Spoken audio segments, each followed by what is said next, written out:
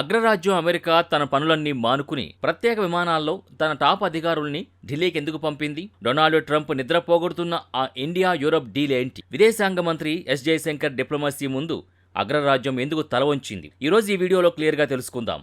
Video చివరి వరకు చూడండి. శ్రీ రాఘవేంద్ర జ్యోతిషాలయం శ్రీ ఎంకే శాస్త్రి గారు ప్రముఖ జ్యోతిష్యులు. స్త్రీ పురుష వశీకరణం 100% గ్యారంటీ. భర్తను పరస్త్రీ వ్యామోహం నుండి విడిపించడానికి, భార్యను పరపురుష సహవాసం నుంచి విడిపించడానికి, మీరిష్టపడ్డవారు మీ నుంచి దూరమై ఉంటే స్త్రీ వశీకరణ, పురుష వశీకరణం, ప్రేమ సమస్య, ప్రేమ వివాహం, అత్తాకోడళ్ల సమస్యలు, భార్యాభర్తల కలహాలు, లైంగిక సమస్య, సంతాన సమస్య, ఇంకా మీకెటువంటి సమస్యలున్నా దైవ శక్తి పూజలు చేసి పరిహారం చేయగలరు. ఈ రోజే సంప్రదించండి. ఫ్రెండ్స్, అమెరికా అకస్మాత్తుగా భారత్ మీద ఇంత ప్రేమని ఒలకబోయడం వెనుక ఒక పెద్ద కారణం ఉంది. అదే భారత్ మరియు యూరోపియన్ యూనియన్ మధ్య జరుగుతున్న FTA అంటే ఫ్రీ ట్రేడ్ అగ్రిమెంట్. గత 20 ఏళ్లుగా నత్తనడకన సాగుతున్న ఈ ఒప్పందం ఇప్పుడు చివరి దశకు చేరుకుంది. దీనివల్ల అమెరికాకు వచ్చే నష్టమేంటి? ఒక్కసారి భారత్ మరియు యూరప్ ఈ ఒప్పందం మీద సంతకం చేస్తే మన దేశ వ్యాపారం అమెరికా నుంచి యూరప్ వైపు మళ్లుతుంది. అంటే భారత్ అనే అతిపెద్ద మార్కెట్ అమెరికా చేతిలో నుంచి జారిపోతుంది. అమెరికా తన షరతుల మీద వ్యాపారం చేయాలని చూస్తుంది. కానీ భారత్ ఇప్పుడు మా షరతులు వింటేనే రండి అని చెబుతోంది. వాషింగ్టన్లోని ఇంటెలిజెన్స్ వర్గాలకి ఈ సమాచారం అందగానే అక్కడ హడల్ మొదలైంది. భారత్ లాంటి వ్యూహాత్మక భాగస్వామిని కోల్పోతే ఆసియాలో అమెరికా ఉనికి ప్రశ్నార్థకమవుతుందని వారికి అర్థమైంది. అమెరికా పంపిన ప్రతినిధి బృందం మామూలుది కాదు. ఇందులో మైక్ రోజర్స్ ఉన్నారు. ఈయన అమెరికా హౌస్ ఆర్మ్డ్ సర్వీసెస్ కమిటీకి చైర్మన్. ఫ్రెండ్స్, గమనించండి, అమెరికా రక్షణ బడ్జెట్, ఆయుధాల తయారీ మరియు విదేశీ సైనిక ఒప్పందాల్ని నియంత్రించే అత్యంత శక్తివంతమైన కమిటీ ఇది. వీరితో పాటు ఆడమ్ స్మిత్ మరియు జెమీ టోనిక్స్ వంటి కీలక నాయకులొచ్చారు. వీరు జయశంకర్ని కలవడానికి ఎందుకు పరిగెత్తుకొచ్చారు? వీరి అసలు టార్గెట్ కేవలం వ్యాపారం కాదు, డిఫెన్స్. భారత్ ఇప్పుడు ఫ్రాన్స్ నుంచి రాఫెల్ విమానాలు, స్కార్పియన్ సబ్మెరైన్లు కొంటోంది. అంటే మన డిఫెన్స్ మార్కెట్ అమెరికా నుంచి యూరప్ వైపు వెళుతోంది. అమెరికా ఆయుధ కంపెనీలకి ఇది మింగుడు పడ్డం లేదు.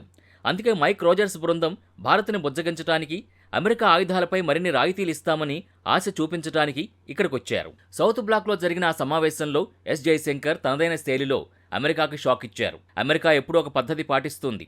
మొదట బెదిరించటం, ఆ తర్వాత లొంగదీసుకోవడం. ఉక్రెయిన్ యుద్ధం విషయంలో రష్యాకు వ్యతిరేకంగా మాట్లాడాలని భారత్పై అమెరికా 2 ఏళ్లుగా ఒత్తిడి తెస్తోంది. కానీ జయశంకర్ క్లియర్గా చెప్పారు, మా విదేశాంగ విధానం మా జాతీయ ప్రయోజనాల మీద ఆధారపడి ఉంటుంది. అమెరికా ప్రతినిధులు ఇండో పసిఫిక్ భద్రత గురించి మాట్లాడితే జయశంకర్ భారత్ యొక్క ఆర్థిక భద్రత గురించి మాట్లాడారు. మీరు మాకు ట్రేడ్ డీల్ ఇవ్వడంలో ఆలస్యం చేస్తే మేము యూరప్ వైపు వెళ్ళక తప్పదు అని భారత్ ఒక గట్టి సంకేతాన్ని పంపింది. ఫ్రెండ్స్, అమెరికాకు భారత్ ఎందుకు అవసరమో తెలుసా? దాని మనుగడ కోసం. ఆసియాలో చైనా అనే డ్రాగన్ ఆగట్లేదు. దక్షిణ చైనా సముద్రంలో చైనా తన ఆధిపత్యాన్ని ప్రదర్శిస్తోంది. చైనాను అడ్డుకోవాలంటే అమెరికాకు భారత్ హెల్ప్ లేకుండా సాధ్యం కాదు. ఒకవేళ భారత్ కనుక అమెరికాకు దూరమైతే ఇండో పసిఫిక్ ప్రాంతంలో అమెరికా పప్పులు ఉడకవు. అందుకే డొనాల్డ్ ట్రంప్ ప్రభుత్వం భారత్ అడిగినవన్నీ ఇవ్వడానికి సిద్ధమవుతోంది. ఇది చైనాకు కూడా ఒక హెచ్చరిక. భారత్ మరియు యూరప్ కలిస్తే అది చైనాకు కూడా ముప్పే. కానీ భారత్ ఇక్కడ ఒక డబుల్ గేమ్ ఆడుతోంది. అటు అమెరికాని, ఇటు యూరప్ని తన వైపు తిప్పుకుని చైనాకు చెక్ పెడుతోంది. మనం కొంచెం హిస్టరీలోకి వెళితే 1971లో భారత్ పాకిస్తాన్ యుద్ధం జరుగుతున్నప్పుడు అమెరికా తన 7th ఫ్లీట్ యుద్ధ నౌకల్ని భారత్ని భయపెట్టడానికి పంపింది. అప్పట్లో అమెరికా మన శత్రువు. కానీ 2026 నాటికి సీన్ రివర్స్ అయింది. అప్పుడు మనల్ని భయపెట్టిన దేశం ఈరోజు మనల్ని బతిమాలుకుంటోంది.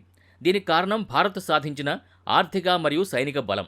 ఒకప్పుడు ఎస్ట్రేంజ్డ్ డెమోక్రసీగా ఉన్న ఈ 2 దేశాలు ఈరోజు ఇండిస్పెన్సిబుల్ పార్ట్నర్స్గా మారాయి. భారతదేశం ఇప్పుడు నాన్ అలైన్మెంట్ నుంచి మల్టీ అలైన్మెంట్ వైపు వెళ్ళింది. మనం అమెరికాతో క్వాడ్లో ఉన్నాం, రష్యాతో బ్రిక్స్లో ఉన్నాం, ఇప్పుడు యూరప్తో FTA చేసుకుంటున్నాం. ఇదే కొత్త భారత రాజనీతి.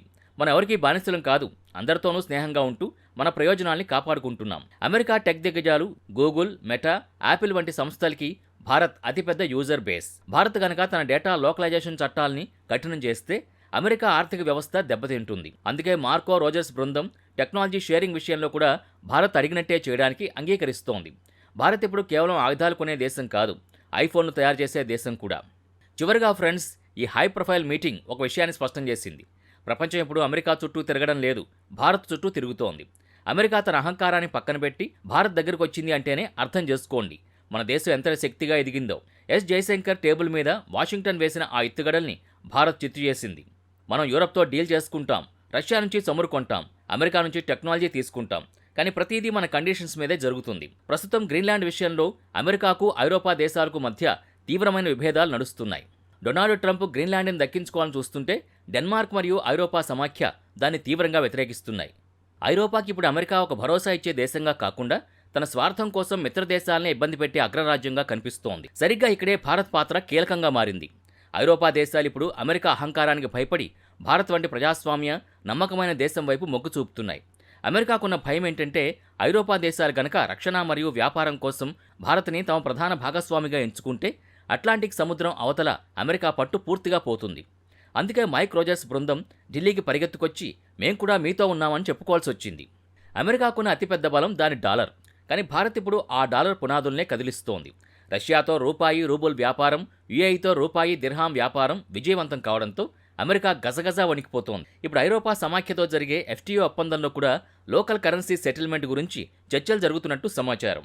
ఒకవేళ ఐరోపా దేశాలు కూడా డాలర్ని పక్కన పెట్టి భారత్తో నేరుగా రూపాయి లేదా యూరోల్లో వ్యాపారం చేయడం మొదలు పెడితే అమెరికా ఆర్థిక వ్యవస్థకది శవపంచనామా రాయడమే అవుతుంది. ట్రంప్ దూత మైక్ రోజర్స్ జయశంకర్ని కలిసి డాలర్ వ్యవస్థని దెబ్బతీయకండి అని పరోక్షంగా బతిమాలుకున్నారని దౌత్యవర్గాల భోగట్ట. రక్షణ రంగంలో భారత్ ఇప్పుడు కేవలం బయర్ మాత్రమే కాదు, మనం ఇప్పుడు టెక్నాలజీని కూడా మనమే నియంత్రించాలి అనుకుంటున్నాం. ఫ్రాన్స్ మనకి రాఫెల్ విమానాల సోర్స్ కోడ్ ఇవ్వడానికి సిద్ధమైంది. అంటే మన విమానంలో మనం ఏ మిసైల్ అయినా అమర్చుకోవచ్చు. ఇంతకాలం అమెరికా తన ఆయుధాల సోర్స్ కోడ్ ఇవ్వడానికి నిరాకరిస్తూ వచ్చింది. కానీ ఇప్పుడు ఐరోపా దేశాలు భారత్కు అన్నీ ఇవ్వడానికి సిద్ధమవడంతో అమెరికా తన పంతం తగ్గించుకుంది.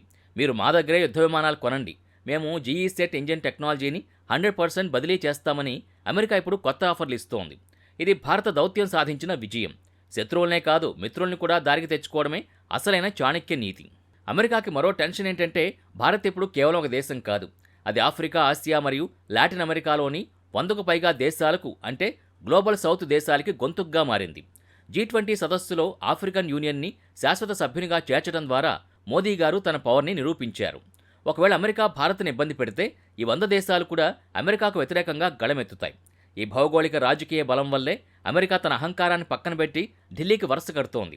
ఒకప్పుడు అమెరికా అనుమతి లేనిదే ఐరోపా భారత్తో మాట్లాడేది కాదు.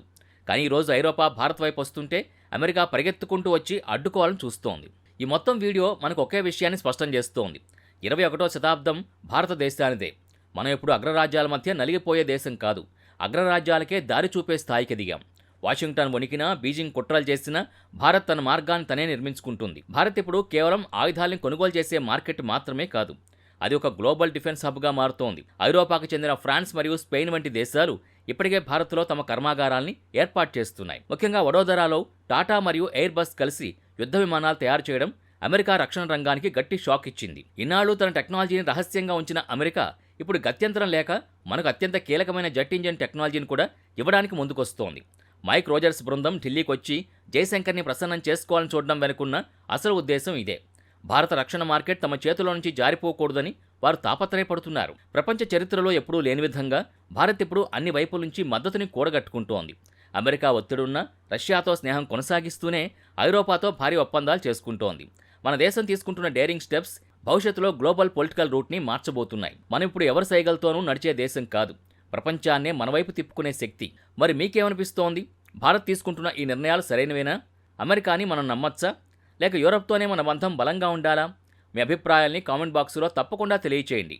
మీ ప్రతి కామెంట్ మాకు చాలా ముఖ్యం. వందే మాతరం. జై హింద్, జై భారత్.